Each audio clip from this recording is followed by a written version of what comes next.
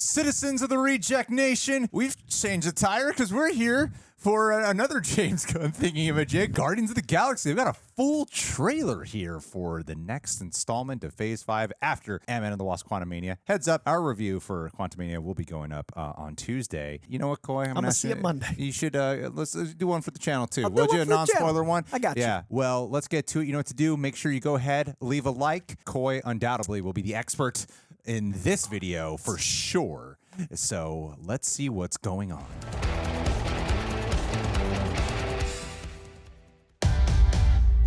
I'm gonna tell you something. I'm Star-Lord. Yes, you are. I formed the Guardians. Met a girl, fell in love. That girl died, but then she came back. Came back a total dick. Oh, please. He left out some important information, but that is the gist of it. Oh, I love these movies. Explain Endgame.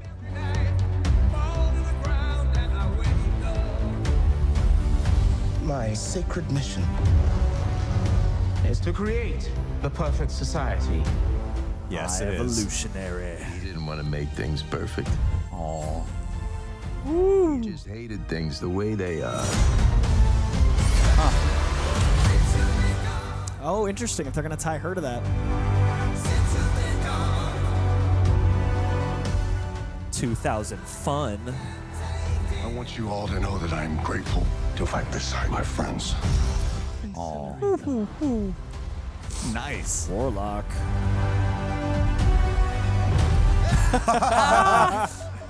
Is that Lylla? So cool.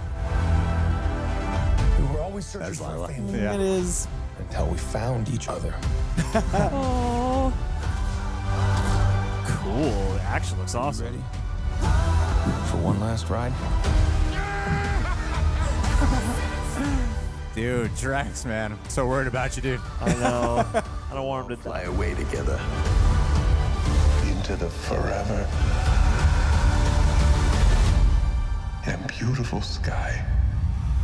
I get the impression they're looking for the High Evolutionary.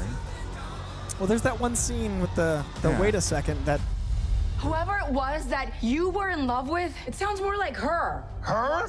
Do not bring me into this. Knock it off! Noticed how black your eyes were. They were replaced by my father as a method of torture. He picked a pretty set. oh, desperate I was Star-Lord. like, are we going to change up the game I here just a love little the bit? idea of him falling in love by conversation. I ship them immediately. Sight full. unseen. I mean, I've been saying Karen's the MVP of this franchise, and if that happens, I'm in. I really like the trailer because what it demonstrated was more of the fun side as comparative to the last trailer, which had some fun in there at the beginning, but then went full on emotional. This had the good blend of the array of the emotions that you would sort of want from it, with the melancholic side, but also a lot of the humorous side to it as well. But what I said in the middle of it about them looking for, I always was under the impression High Evolutionary came to them. And from what it looks, I mean, I'm not exactly sure why. The impression that I was getting was they're looking for him, and it sounds like it might have something to do with Rocket.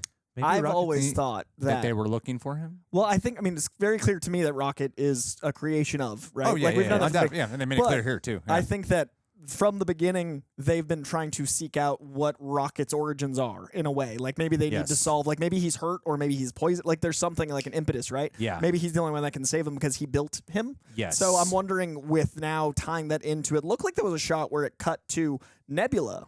Like immediately after saying like he only wants to change things. So now I'm curious if maybe he was like, wonder if he knew Thanos. Like I wonder if there's going to be a tie into there was something happening there with those creations Yeah. and things. That'd be an interesting way to make the universe a little tighter. True. I mean, it seems like we got two plots here. They're looking for High Evolutionary for some purpose that has something to do with Rocket. Because I don't imagine that it's High Evolutionary is like, I want my Rocket fat. I want give me back my Raccoon. He was the perfect thing. Like it doesn't seem like that's the case. And they seem to be showing a lot of imagery of Rocket like dying or being really sick. So Yeah, that's why I'm where- thinking poisoned. So that's why I was thinking maybe they need to go to him to maybe help out Rocket, but it's not going to go the way they would want it to go. Yeah, sure. And then they got the other plot, which is carrying over from Guardians 2, the post-credit scene of, man, this keeps happening to me. What is the name of the gold people in Guardians 2? Aisha. The Sovereign. The Sovereign. Thank you, John. The Sovereign have her sending on Adam Warlock. So you got like this one plot where they're on the run and they got this like this monstrosity coming after them, which is in the form of Adam Warlock. I don't know what's going to become of that, and I still feel like Drax is going to. I think Lylla maybe tells them about the It's High Layla? Evolutionary. I thought it was Lylla this whole time. It might be. I've only read it. Yeah, I thought You know, it was Lylla. nobody read the comic to me, but like her, maybe she is the inciting incident to get them on that journey because like we see them reunite. Yes, Wouldn't good that point. be a Maybe cool it's a way to have it rescue like mission, you yeah. know? Yeah. That'd be But- an interesting choice. Bottom line, it doesn't seem like bad guy showed up. It seems like they're looking for a bad guy. Yeah, like Yeah. questing across the cosmos, and Yeah. maybe like he's pursuing them. It'd be a cool like Yeah, that's a chase good point. dynamic, like Adam Warlock's pursuing them while they're pursuing the High Yeah. Evolutionary. That'll give you a little bit more flavor of intensity. And then Adam Warlock takes out the High Evolutionary. Well, and maybe there's like a yeah, there you go. That fight, it's gonna be intense. Yeah, second this character shows up, just murk him. Sorry. Maybe there will be like a parallel plot line though, because there's a lot in here about Quill and Gamora and their whole new rapport now that she is back in a different iteration. It's not like before, and then maybe you'll have like the literal organic side of that with Rocket trying to reconnect with like the one person aside from Groot who like really knows him or who he really can feel some type of vulnerability with. Yeah, I'm wondering what will become of that with Gamora because when I don't feel like it would go the direction that some of us might want, where this Gamora ends up falling in love with Peter Quill. I feel like it's going to be a new set of what is the crew that comes after one of the other crews that's like adjacent to the Guardians. Well, they introduced another set of Guardians and the Ravagers at the end of Guardians 2. Yeah, but I don't think it'll be them. I It'll never be that I feel like crew? it'll be a new group, but some of them from here will stick for the yeah. future. And I don't feel like Gamora Just will be part Mantis. of that because I think this will be just Mantis and Nebula. Mantis and the Just gang. Mantis. Yes, the band. Mantis She's gonna and have friends. a gang on nowhere playing the band. No, I think that I feel like Drax is gonna take. Dave Bautista just said too much. I feel like Drax is gonna die. And I think Chris Pratt too. see, that's what I mean. I feel either Chris Pratt is gonna die or he's gonna leave Guardians. He's gonna leave the Guardians behind and like go on a separate path because I don't feel like Gamora will end up with them, or maybe she will. I mean, that'd be the linear path, and I don't think James Gunn does linear. Or maybe we're Yeah. thinking about it because of that, and he's double crossing us. Because this has to be the ending trilogy note, and that's why I think like the follow up to Guardians. I don't feel like the Guardians will completely end. I think there'll be a different group of people that will still have like Rocket in there and Groot.